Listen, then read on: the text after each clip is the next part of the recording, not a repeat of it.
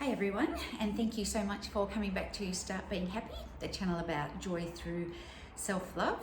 And today's story doesn't cast me in the best light, but I think it's a really important message. When our son was little, his stomach twisted at 30 days old and he needed a big surgery, and they literally cut him in half. So he was in the neonatal intensive care ward for 2 weeks, and in that ward there were 6 other cots and only 2 people per baby were allowed into the ward. And one of the rules was you couldn't look at any other crib or any other child. They were very conscious of privacy. And one day the doctors came around and they were doing their review of each child, so the parents had to go out into the hallway.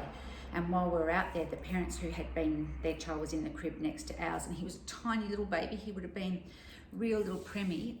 And they said to us, "Oh, why is your son in hospital?" So we told them. And then we said, "How about your little one?" And she said, "Oh, when he was born, we didn't realize that he needed milk. So we were trying to feed him Farax, and he got, he's basically nearly starved to death."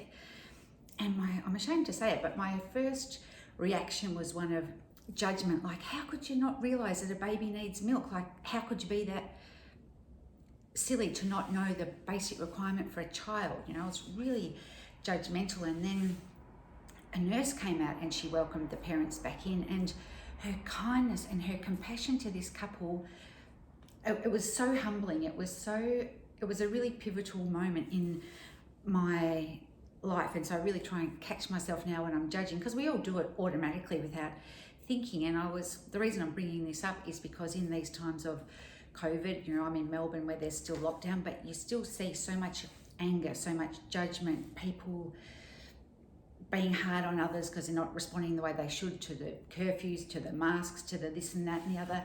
And I just thought it's such a tricky time. And until you've walked in someone else's shoes, you don't know what they're thinking, what they're feeling, what their background is. As it was, this poor woman had a terrible drug habit, and that was why she wasn't making the right choices. But I thought, we're so quick to judge others or project our map of the world onto other people.